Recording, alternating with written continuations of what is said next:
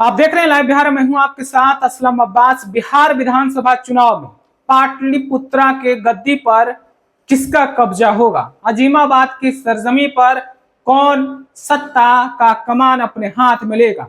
इसको लेकर लगातार कोशिश सभी सियासी दलों की तरफ से जारी है और इसी सियासी दलों की तरफ से कोशिश में जातीय समीकरण को भी अच्छे तरीके से ख्याल रखा जा रहा है। कैसे जातियों को अपने पाले में रखा जाए, कैसे अपने पाले में खींच कर लाया जाए, सभी सियासतदानों की तरफ से कोशिश लगातार जारी है। हालांकि बिहार विधानसभा चुनाव को लेकर नोटिफिकेशन अभी तक नहीं हुआ है, लेकिन बिहार में सियासत और चुनाव और राजनीति की सुगबुगाहट अपने चरम सीमा पर पहुंच गई है। सभी पार्टियों की तरफ से तैयारी पुरजोर हो रही है और इसी पुरजोर तैयारी के बीच कांग्रेस ने दबंग दलित स्टाइल को अपनाया है। दबंग दलित इसलिए कि बिहार में जिस तरीके से जातीय गणना का रिपोर्ट सामने आया उसके मुताबिक बिहार में 19% दलितों की आबादी है और मौजूदा सियासी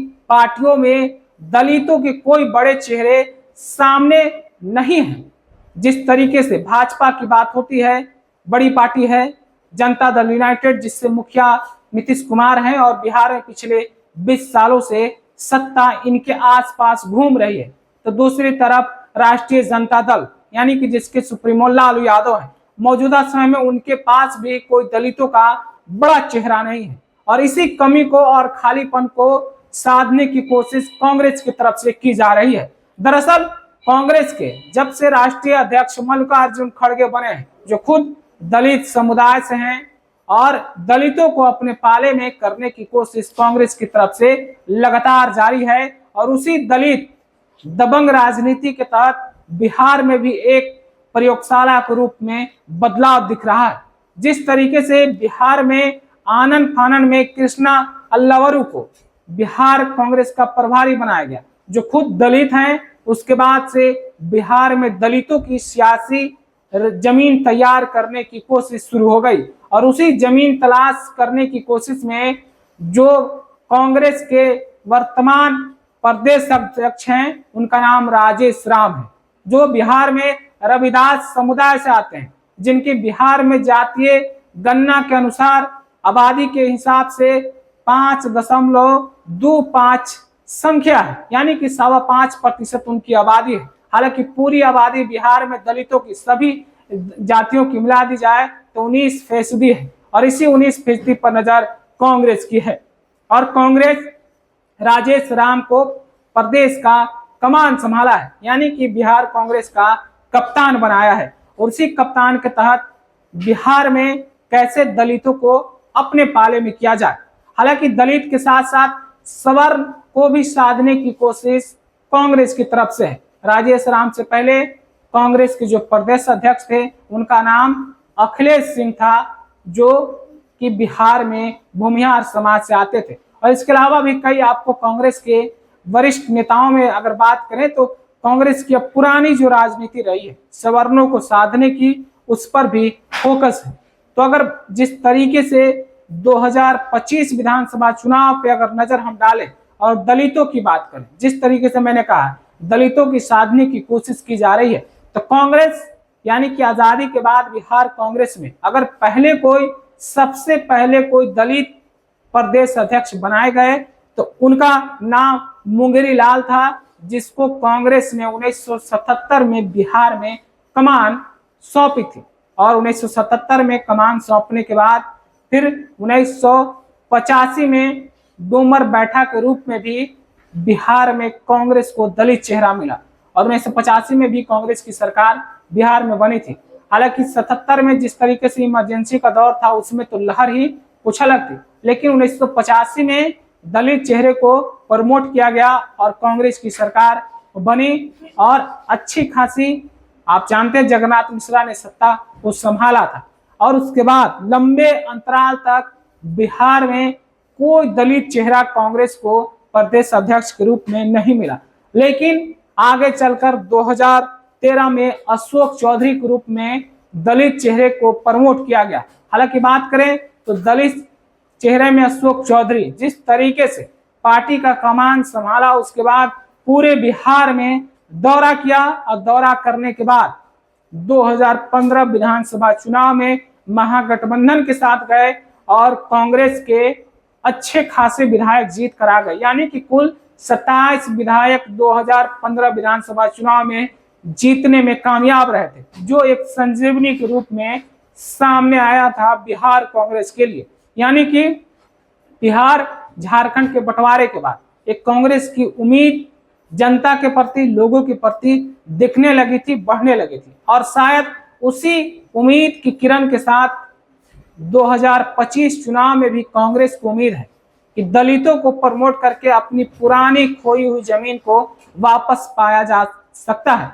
हालांकि जिस अशोक चौधरी की मैं बात कर रहा हूं, वो अशोक चौधरी अब कांग्रेस को छोड़कर जनता दल यूनाइटेड यानी कि मुख्यमंत्री नीतीश कुमार के साथ अपनी राजनीतिक चाल चल रहे हैं। लेकिन मौजूदा समय में अशोक चौधरी के बाद राजेश राम, जो कि बिहार कांग्रेस के चौथे दलित प्रदेश अध्यक्ष हैं, मुखिया हैं और कुटुंबा विधानसभा क्षेत्र से विधायक हैं।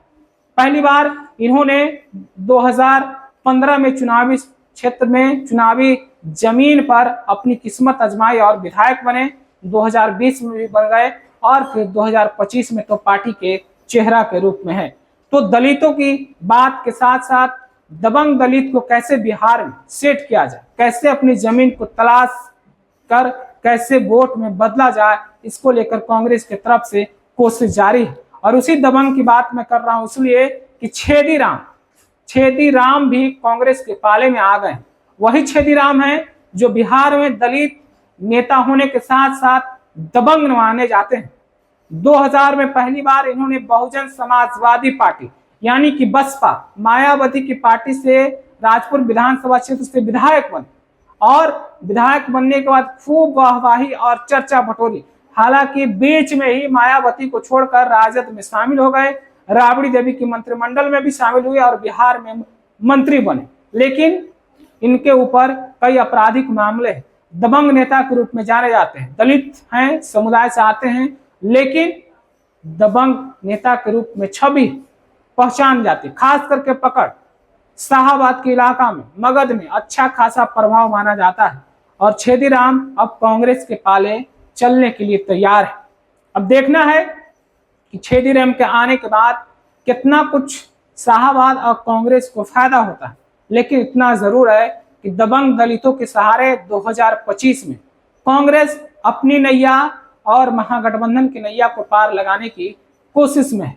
और इतना ही नहीं, अगर दलितों की बात करें तो मैंने कृष्णा अल्लावरू से शुरू किया है, प्रदेश अध्यक्ष राजेश राम है, छेदी राम भी अब कांग्रेस के साथ में जाने के लिए तैयार हैं, उनके साथ राजनीति करेंगे। इसके अलावा विधायक प्रतिमा दास, जिनकी पकड़ वैशाली और उत्तरी बिहार में अच्छी खासी मानी जाती है, वो राजा पाकड़ से विधायक हैं प्रतिमा दास।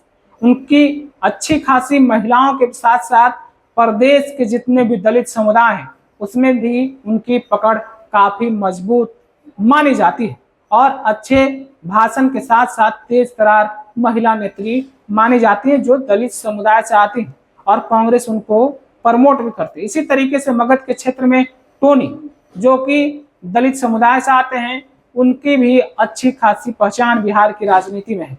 और ये सब वो दलित चेहरा हैं जिन पर कांग्रेस 2025 में दांव खेलने जा रही है। उनके सहारे अपनी और महागठबंधन का किस्मत बदलने का विश्वास है, इरादा है। हालांकि इस विश्वास और इरादा को कितना भुना पाएंगे तो चुनावी वक्त के बाद ही पता चलेगा कि कितना कुछ जनता ने इन पर विश्वास जताया है। लेकिन इतना जरूर है कि कांग्रेस दलितों के सहारे 2025 विधानसभा चुनाव एक अपने किस्मत के रूप में, एक लॉटरी के रूप में आजमाने जा रही। हालांकि सफलता की बात मैंने आपको अशोक चौधरी के बारे में बताया, जिस तरीके से अशोक चौधरी को 2013 में कमान मिली थी, उन्होंने पार्टी में एक नई जान फूंकने की कोशिश की थी और वही नई जान फूंकने के इरादे और कोशिश से राजेश राम को भी पार्टी का कमान दिया गया है। जिस तरीके से अखिलेश सिंह को अचानक पार्टी के प्रदेश अध्यक्ष से हटाकर राजेश राम को कुर्सी सौंपी गई थी, उससे तो इतना ही स्पष्ट होता है। और जिस तरीके से दलितों पर एक एक करके कांग्रेस ने विश्वास जताया है, वो 2025 में जरूर कुछ नया गुल खिला सकती है, या फिर कहें कि कांग्रेस को शायद बेहतर संजीवनी मिलने की कोशिश होगा। आपको एक और बात साथ में बताते चलें कि जिस तरीके से 2020 विधानसभा चुनाव में कांग्रेस 70 सीटों पर चुनावी मैदान में थी, और जब परिणाम आया तो कांग्रेस और महागठबंधन के अंदर ये चर्चाएं होने लगी कि शायद कांग्रेस का प्रदर्शन बेहतर होता तो तेजस्वी यादव मुख्यमंत्री बन जाते, या तेजस्वी यादव मुख्यमंत्री नहीं बन पाए। उसमें कहीं ना कहीं सबसे बड़ा अगर रोड़ा कोई रहा तो कांग्रेस का प्रदर्शन, और वो एक प्रेशर पॉलिटिक्स भी है कि क्या 2025 में 2020 विधानसभा चुनाव वाली 70 सीट फिर से कांग्रेस को मिल पाएगी कि नहीं मिल पाएगी। उसके तहत भी कांग्रेस के थिंक टैंक के अंदर ये चर्चाएं हैं, और उन चर्चाओं के बीच में दलितों की राजनीति है। आप अपनी राय क्या रखते हैं? क्या बिहार में 19% की आबादी के साथ कांग्रेस कुछ नया करने वाली है? राजेश राम और जिस तरीके से पूरे बिहार में दलितों को लेकर मुखर है, आप अपनी राय और प्रतिक्रिया में जरूर बताइएगा। आपका बहुत बहुत शुक्रिया।